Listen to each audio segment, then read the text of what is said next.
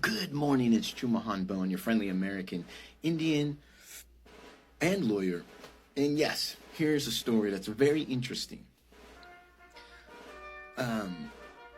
Certain demographic in the South, right, or wherever, they don't want to remove the Confederate statues. What are Confederate statues?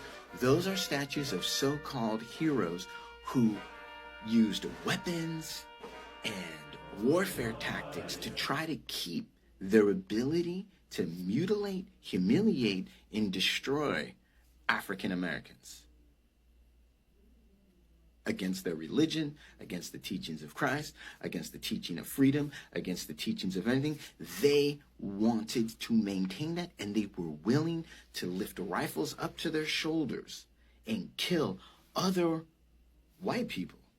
They would kill their own kind in order to maintain that. So they want statues that stand for that to remain standing, because they say it's important to their history, it's important to their legacy, it's important to the truth, it's important to their quote-unquote heritage, right?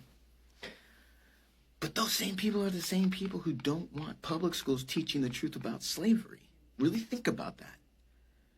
They do not want schools to teach the truth about America's slave past, but they still want so-called Confederate heroes to be put up in statues in public spaces because they think history is important. If it's a statue, history is important. If it's the truth, history, text, then no, school can't teach it. It's incompatible.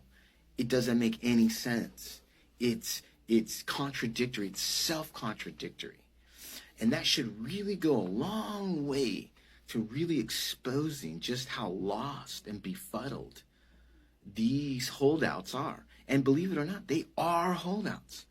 Again, these Confederates are people who were willing to kill their own people in order to maintain their right to subjugate black people to rape, murder, theft, total humiliation. Their entire identity is premised on that. And I really think that it's important that we take these holdouts and say, you lost. It's over, Johnny. It's over. You blew it. You claimed to be a great Christian, and yet you demoralized, demonized, and destroyed the same people that Jesus would have loved. It's over. Enough already.